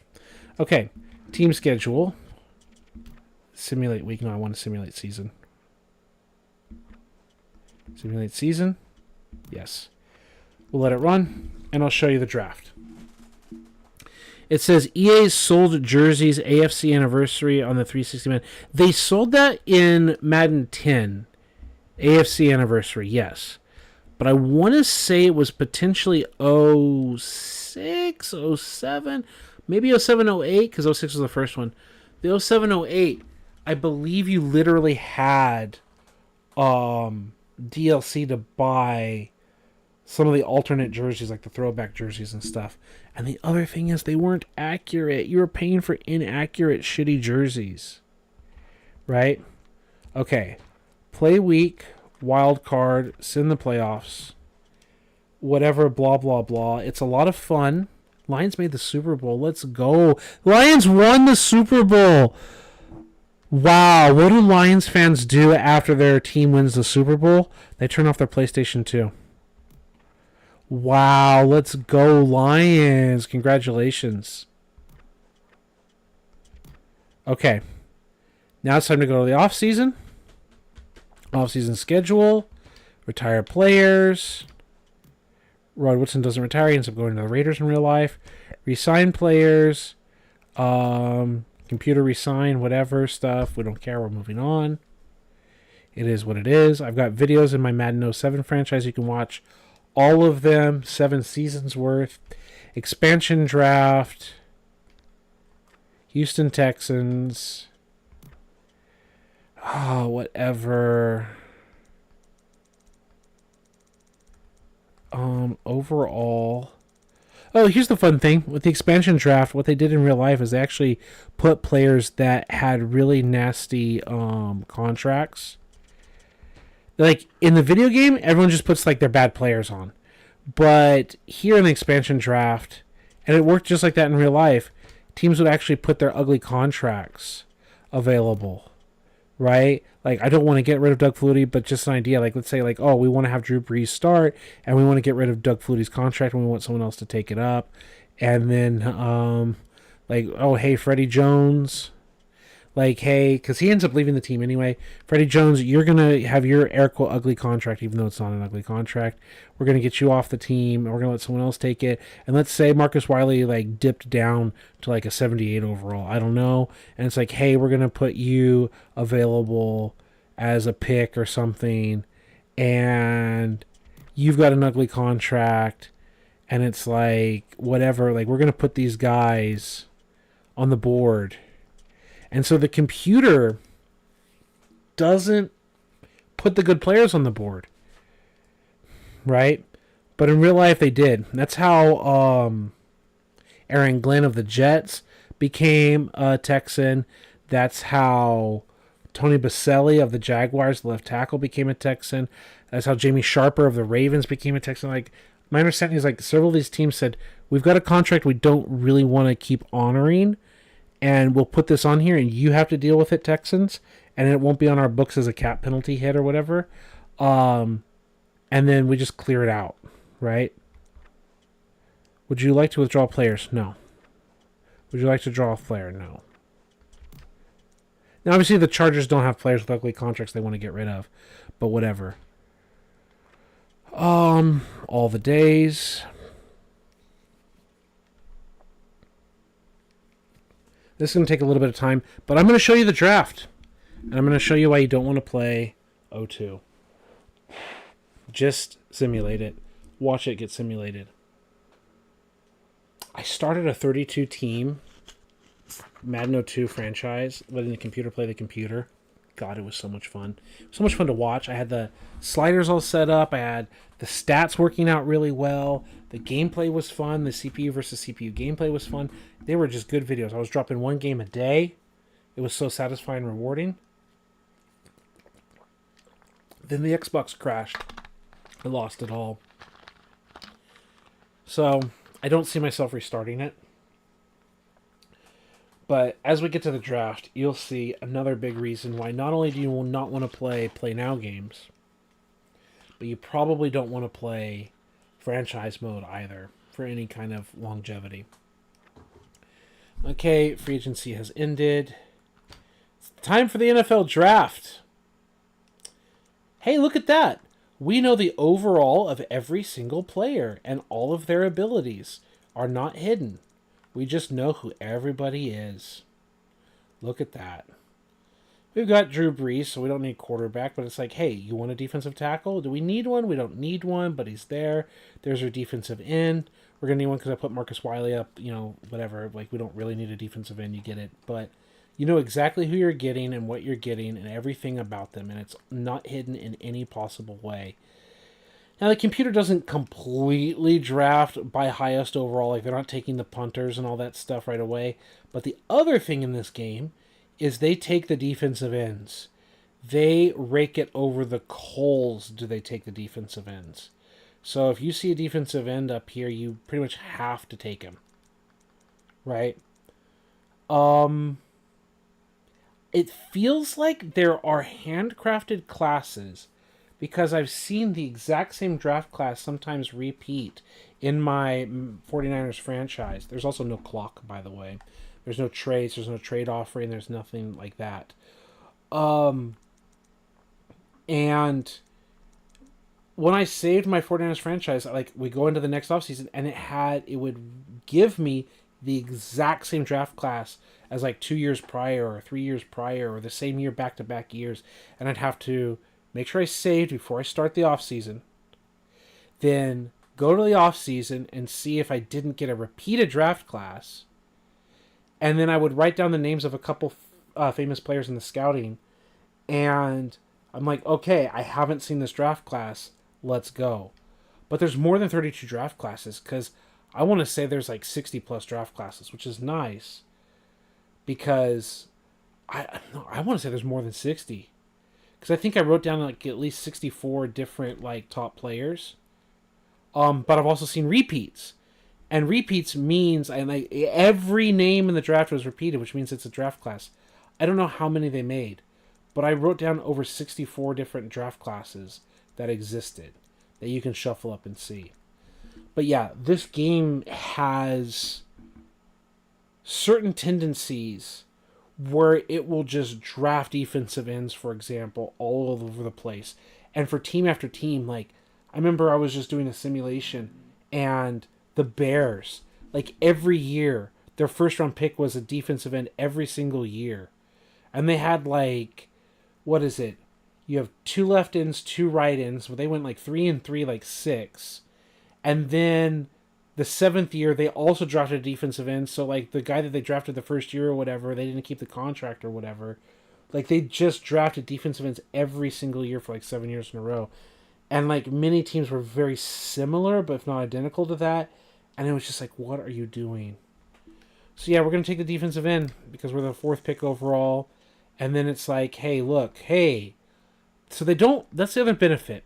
The computer will draft blindly, but also means us as a user, we can just take the best players. So you have to, like, have your own house rules to prevent yourself from just taking all the good players. Because you look here and it's like, before us, defensive end. We got the best defensive end. Then defensive end and defensive end. And then defensive end. And then defensive end. And defensive end. Right? At defensive end, and defensive end, and defensive end, and defensive end, and defensive end. Right? Now we can see all the great players on the board without any, like, threat of what's going on. And it's like, there's some defensive ends, which I bet will be gone in these picks in this round. More or less. Right? And it's like, well, you can get tight end. I think this tight end can sit here for the 3rd round. May or may not for the middle linebacker. The defensive tackle might be a good call. The wide receivers, there's not a lot of good wide receivers just in general in these draft classes. And that's another thing here. So since we're at it, I'll want to take a look at the comment section, and then we'll talk more about this draft. Luke Swanson came in here. And it says, is there a way to get older version of Madden on my PC without a disc? You should get Lyle Swanson. Okay.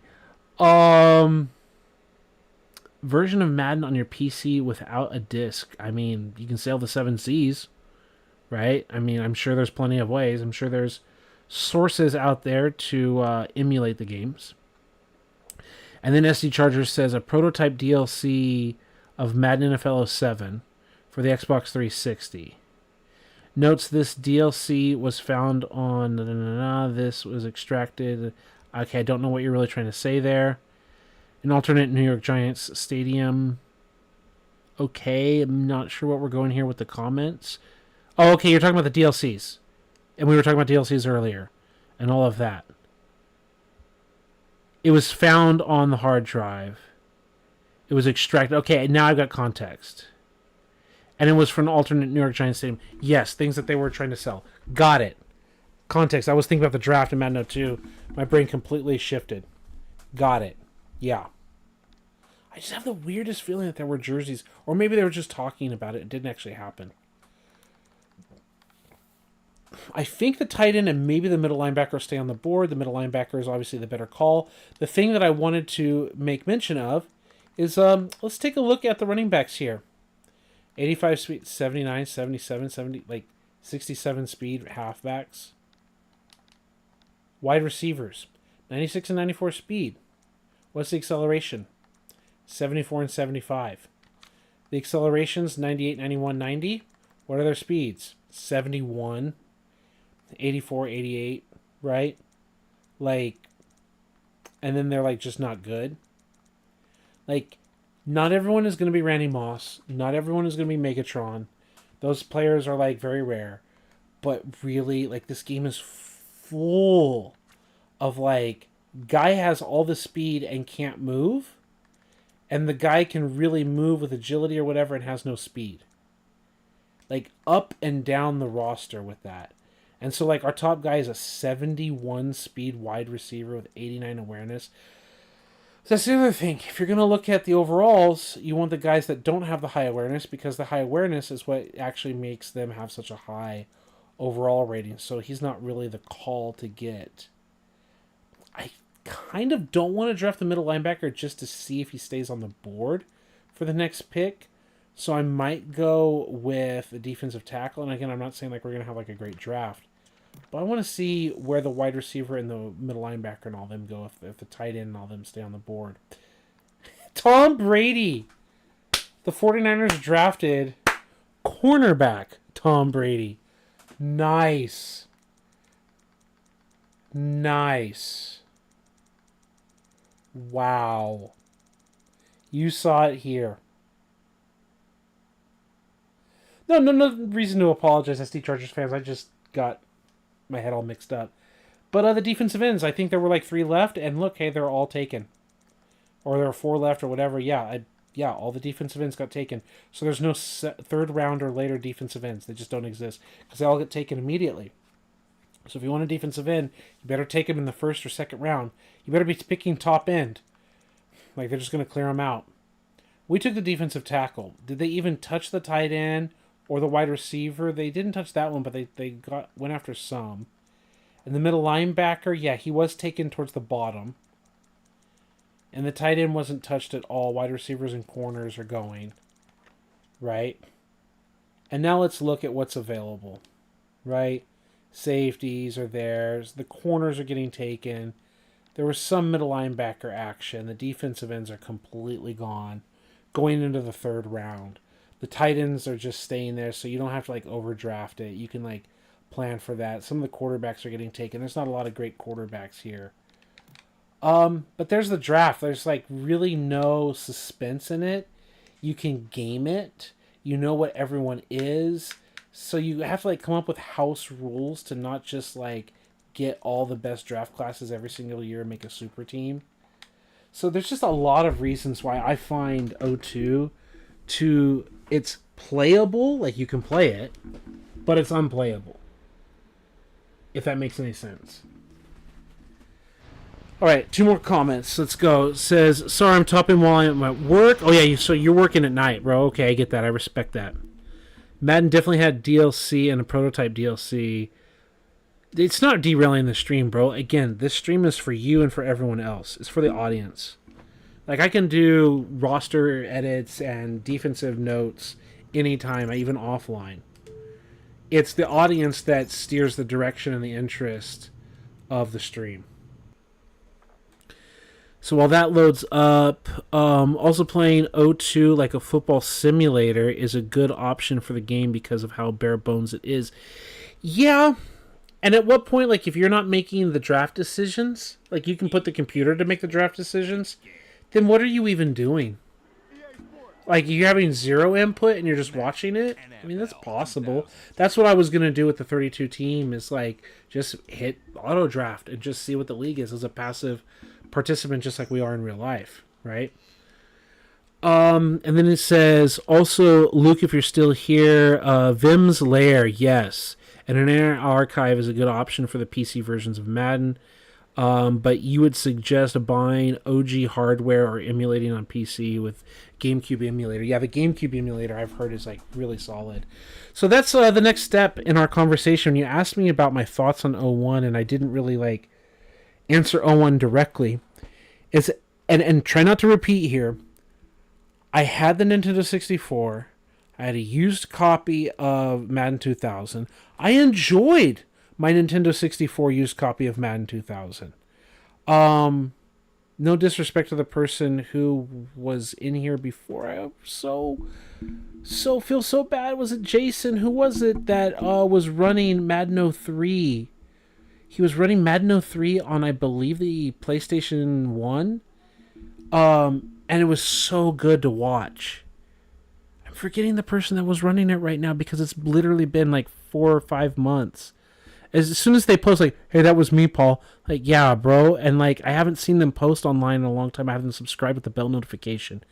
But I don't think they've been streaming either. I know I'm getting sidetracked here. But we had a member of the channel. There's like, I don't have Patreon or whatever. But we had, like, a member of the audience on this channel that would, on his channel, do PS1 Madden 03. And, God, it was so much fun. And it's just, like, it's just a roster update. Something about the 02 or 01 or whatever version of the PlayStation 1, I believe, my understanding is it got like a little bit of love.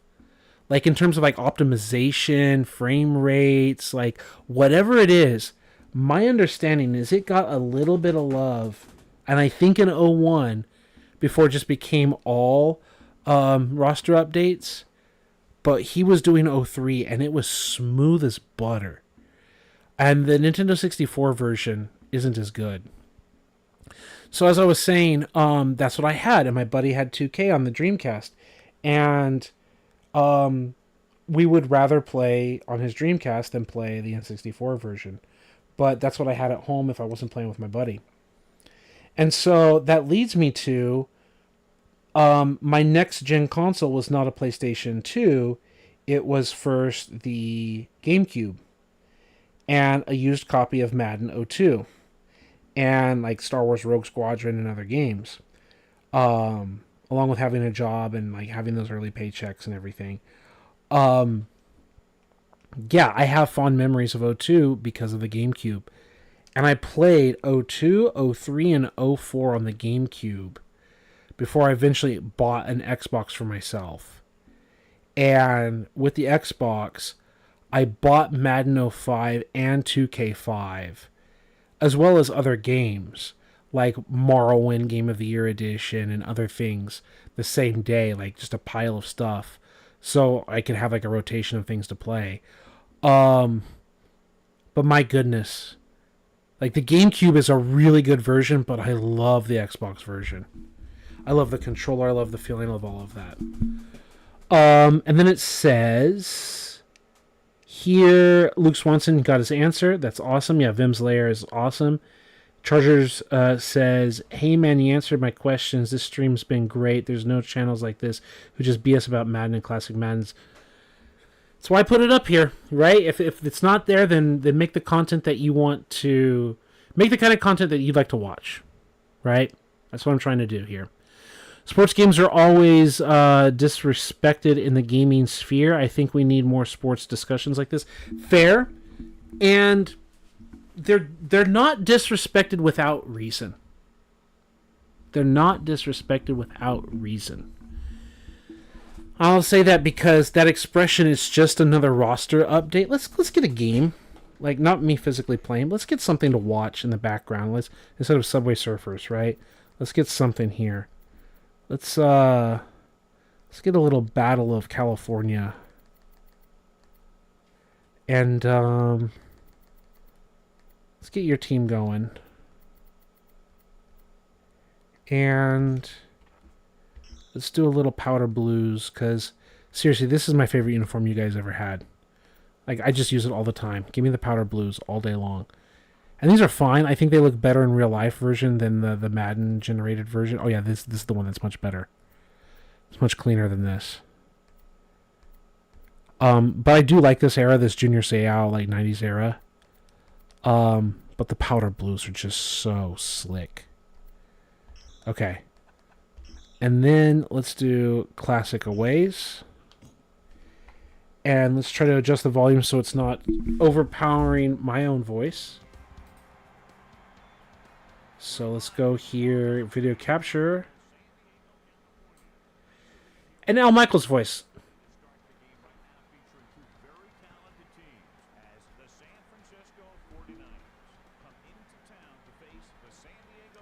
This intro is so much better. I love seeing the players do stuff on the field.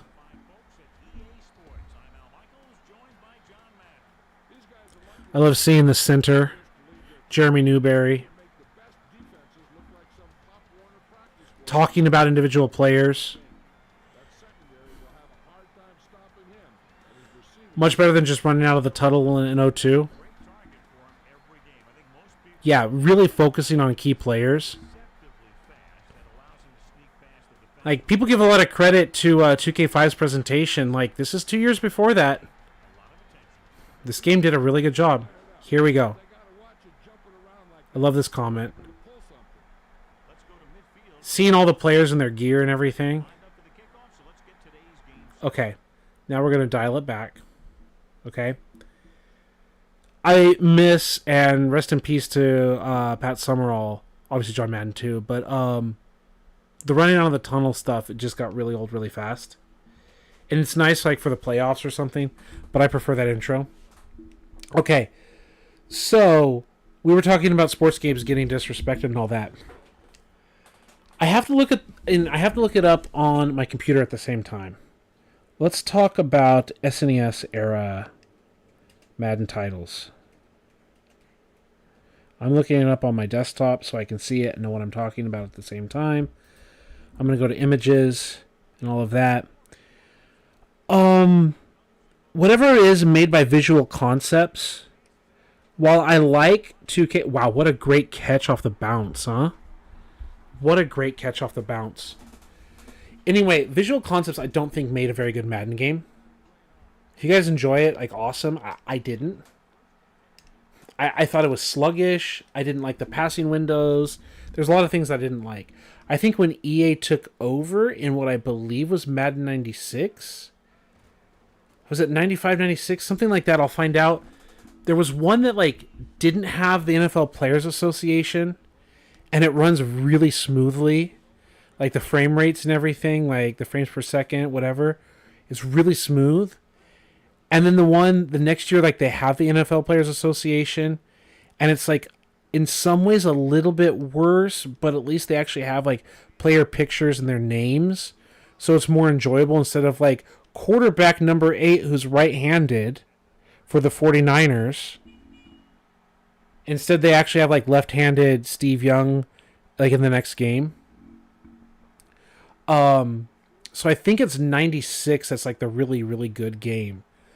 But then they shift over to PlayStation 1 and Super Nintendo pretty much gets abandoned from there on out, and it just becomes roster updates. And, you know, this whole thing of, like, we play the 115 different kinds of Madden or whatever when there haven't been 115 years of Madden. There's so many versions. That video that brought SD Chargers fan here to me, to my channel, it's like, the guy talks about, like, it's literally game after game is just this version, but with roster update or uniform update or whatever. Yep, it's bedtime, babe. Yeah. Finishing this thought in this series. So there are multiple games that are just like, just roster update. Why are you buying it? And that's kind of where we are in modern Madden, right? Like Madden 19 or Madden 20 till now is mostly roster update with some like crap features that no one cares about. Such a great animation right there. So sports games do get a bad rap, and I think that they deserve a portion of it. But part of the fun in this channel is like that I'm trying to have is identifying the ones that stand the test of time and are still valuable to play to this day, like can actually give you a sense of enjoyment. And 03 is what I've constantly said is the first playable Madden. I'm not saying that there weren't playable Maddens before this, but like Super Nintendo 96, if I remember correctly, is probably my favorite. I think it's 95 and 96, I was mentioning earlier, are both really smooth and good. I think it's 97 and 98 that get like the frame rates drop out and it's a little bad. I haven't played PlayStation 1, like the first Madden on PS1, maybe there were two of them, but I think it was just the first one, had more detailed 2D sprites before going to 3D models. And that one is really nice. Then when they go to 3D models, it's really clunky until you get around to the 2001 era. And then it becomes more roster updates. It's 2000, 2001, where they just do roster updates. But there was like, it's smooth as butter with the 3D models, and it's a good game. But it's like pretty much just those like two kind of games. Like, I don't know, like Madden 97 or Madden 98 with sprites. And then kind of trash until 2000, 2001, whatever. And like I said, the other guy that was doing the videos of 03 was really nice, but it's like it's really smooth as butter then. But part of the problem is, if you're getting like Madden 03 on the PlayStation 1, it's like, why aren't you playing this? Even Madden 01, like I don't know, like I would just, if you're retro playing, the game Retro Bowl is fun. I'm not going to talk smack about Tecmo Bowl because it's an all-time classic, but it's very basic and it's not 11-man football. It's fun. It's super fun. But I would rather play Retro Bowl than actual Tecmo Bowl. Like today in 2025. Tecmo Bowl was fun in its day. I think it's too archaic and not very enjoyable beyond the nostalgia binge. Like, it doesn't have longevity. You turn it on, and you're like, oh yeah, play, and remember when I did this and thing and thing and thing, and now I'm bored, I'm going to turn it off and go play something else. That's what I feel about Tecmo Bowl now. I know there's whole leagues and fans and people that are super into it. I'm not trying to dog it. Like, if you're into it, you're into it. Like, I support, like, enjoy what you enjoy. But for me, I just get like a nostalgia burst, and I think it's fun for like 5 to 10 minutes, and then I'm done. Retro Bowl, though, is so much fun for that style, that kind of 8-bit style football. So Madden 95, 96 range is fun for that 16-bit era. PlayStation 1, where it has pixels, which I think is Madden 97 or 98, is really good. And then by the time the polygon models, the 3D models, finally become good to use in the PlayStation 1, you already have PlayStation 2 games, and why are you even playing it? Because look how good this is. So I would skip 01, I would skip 02 on the PlayStation 2 era consoles, the Gen 6 consoles, and I would start with 03. 04 is famous for its own reasons. I have to change this guy, Mormon, and he shouldn't be wearing number 8. I still have to make adjustments to the rosters. Like, only Steve Young wore number 8 for San Francisco. No 49er in the history of the team ever wore number 8 before Steve Young, just by coincidence. He was the first one to wear it, and then he got retired. Isn't that crazy? Only one player in the history of the franchise wore it, and it's not like some guy from the 60s that then retired the number. Nobody ever wore 8 in the entire history of the team before this. That's just a wild thing to think about, because I might be wrong about that, but I'm pretty sure that's a thing that I remember hearing from as a kid. He's the only one all time to wear it. I don't know if someone ever had it for like a preseason or something and it didn't make the team. I don't know, but I'm pretty sure that's the truth. I'll have to look it up to double check, but I'm pretty sure that's the truth. And then there's something about like this whole 03, 04, 05, 06, 07, 08 that's a lot of fun. And I was talking with Denny Lee about it, who's not on the channel right now today. But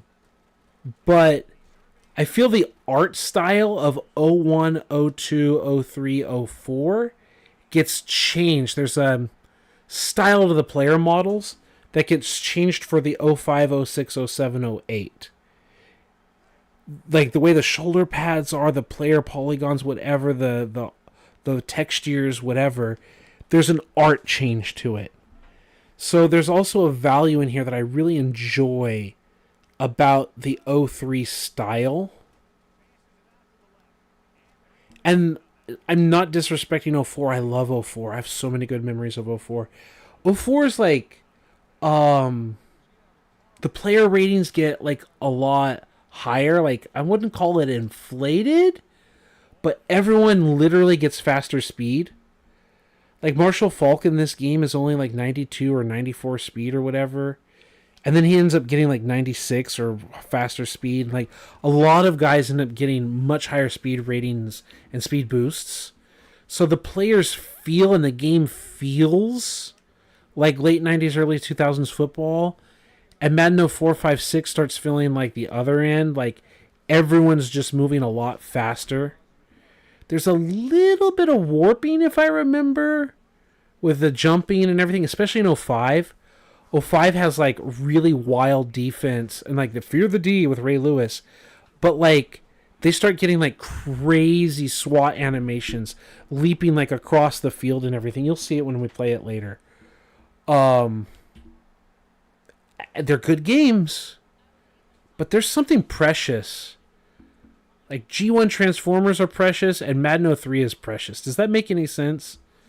It's not the greatest game, but it's like the pinnacle of 01 and 02 as we get to 03 as like the top end title before we start shifting gears. Because then we start getting to Madden 04 with its playmaker controls and all the other great things. It's a great game. Softdrink TV called it like the first great Madden. I call this one the first good Madden. So I enjoy it a lot. And I feel that the Xbox 360 generation, while they released 06, complete garbage. 7 and 8, not good. 9, 10 is like 03. It's the first good, playable, enjoyable, like precious Madden. It's still not up to the caliber of these PS2 era games, but 10 is the first like good, not great, but good 360 game. And then 11 is whatever. 12 is really good. I don't know if I'd put 12 on the same level as 04, but if you had to compare it, it's like 10 is like 03 and 12 is like 04 in some ways. And like to me, like 14 is like 08. Like if you want to like have the equivalent of it, you know, it's just like a much better game. And then we start to see the downfall after 15. I haven't played much 15 on my channel. I didn't own 15. I live in Peru. I had Madden 25 sent to me. Side story there is there was a special edition of the game that came with like a full year of like DirecTV or whatever as part of the offer with the NFL Sunday Ticket or something as part of like the max offer. And so some guy bought it just to get the DirecTV Sunday Ticket thing and then sold the game at like the $60 or 55 or whatever. However it was like I spent less money on Madden and he spent less money on to get DirecTV, and we were both happy, and he sent me that copy, and it just worked out for the both of us really well. And I never did that for Madden 15 because I was happy with 14. I don't need to buy the next game the next year.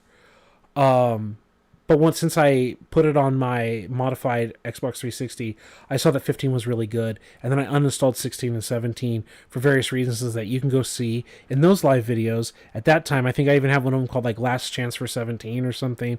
You can see why there. So yeah, 360 generation, I would just say 10, 12, 14, 15. And these games, yeah, anything in the range of 03 to 08 are all good in their own ways, and I've just been on a 03 kick. I've really been enjoying it. Wife called me to bed, just chatting on the side. She's even making a comment here. Time to go to bed. Yeah, I'm wrapping up right here. I'm going to read these comments and shut this thing down. So reading the comments, it says, also Madden and EA had a big push of 99, 2000, 2001 for being super authentic, especially NHL and NBA Live. Yeah, EA is just in terms of sports. Yes, you're absolutely right. 05 is your favorite. I respect that. Out of the chain of 03 to 08, it's probably my least favorite. And again, I think that's because 2K5 exists, and we can never talk about 05 without talking about 2K5, but I could do an hour on that, and we can do that another night. 04 says, inflated like Madden 2000, where overall teams were 199. Yeah, and we're going to talk about that when we talk about 04 another night. Says, oh yeah, how you feel about 03, 04, 05 is for me with 9, 10, 11, 12 and all that. Okay, respect that. Them two eras are cream of the crop, exactly. '06 should have been put out of business. That game was out. It should never have been released. It was they kind of demand to get that game out, and it shouldn't have been. And then Retro Rewind Sports says fashionably late. Well, bro, I'm literally having to cut this short, or not cut it short. We've already cut it long. I've been live for almost 2 hours. It's 1 a.m. I've got to go to bed. I'm already an hour late to bed. My wife made a comment here in the chat. Come to bed. I think I've said what needed to be said. I think we've enjoyed it. Said sorry, guys. Here improves 1 a.m. And I need to kidnap the host so he can rest. Exactly. And I think you guys just brought up a lot of good points that we can bring up for another night and have long conversations on other nights. But tomorrow I have university. I may go live after university. And I may go live other nights. But I really appreciate my wife's patience for letting me be online for 2 hours. Because she was also taking her online courses for her master's class. So thank you, everyone. And I'll see you next time we go live. Take care.